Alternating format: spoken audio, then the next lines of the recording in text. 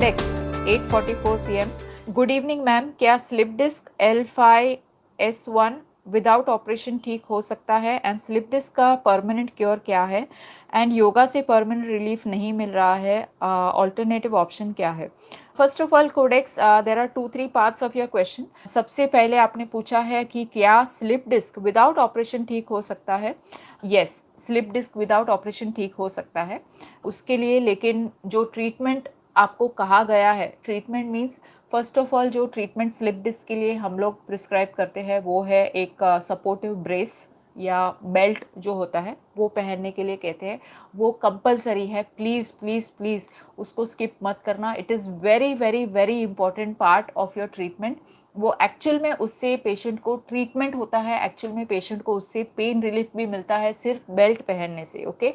And it will prevent herniated disc also, which is a very very severe and complicated condition।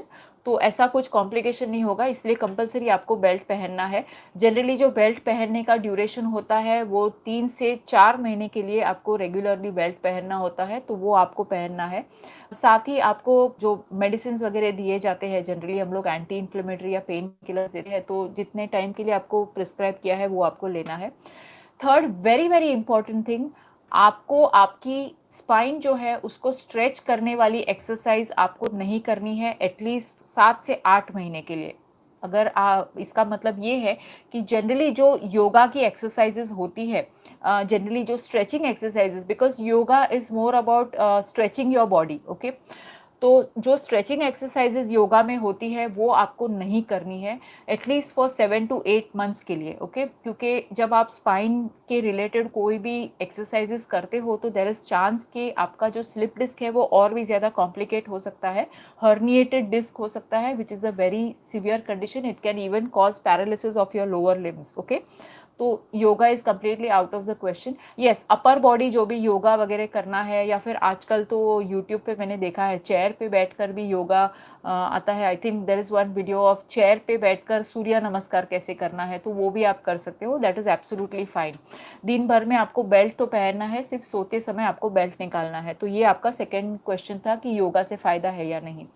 Third आपने पूछा है कि इसको ठीक करने के लिए ऑल्टरनेट ऑप्शन क्या है। तो ठीक करने के लिए जैसे मैंने कहा, बेल्ट आपको पहनना है। सेकेंडली फिजियोथेरेपी से आपको बहुत फ़ायदा होगा। अब फिजियोथेरेपी मैं इसलिए कहती हूँ क्योंकि एक फिजियोथेरेपिस्ट जो होता है उसने उस बारे में पढ़ाई की होती है, और फिजियोथेरेपिस्ट को ये एग्जैक्टली पता होता है कि कौन सी एक्सरसाइज एक स्लिप डिस्क के पेशेंट के लिए अच्छी होगी और कौन सी एक्सरसाइज से स्लिप डिस्क का जो प्रॉब्लम है वो ओवर कॉम्प्लिकेट हो सकता है। आई नो बहुत सारे लोगों को ऐसा लगता है कि हम लोग फिजियोथेरेपी में पैसा क्यों खर्च करें, यूट्यूब पे तो वीडियोस मिलते हैं तो वो देखकर हम लोग कर सकते हैं, या बहुत सारे बाबा वीडियोस दिखाते हैं तो वो देखकर हम लोग कर सकते हैं। लेकिन बिलीव मी फ्रेंड्स, एटलीस्ट आप 1 महीने के लिए तो कम से कम आप फिजियोथेरेपी के अंडर सुपरविजन में आप एक्सरसाइज कीजिए, ट्रीटमेंट लीजिए, फिजियोथेरेपी लीजिए, तो उससे आपको बहुत सारा रिलीफ मिलेगा। और फिर उसके बाद वो एक्सरसाइजेस आप घर पर कर सकते हो। 1 मंथ के लिए एटलीस्ट मिनिमम आपको फिजियोथेरेपी का सेशन करना होगा, ओके।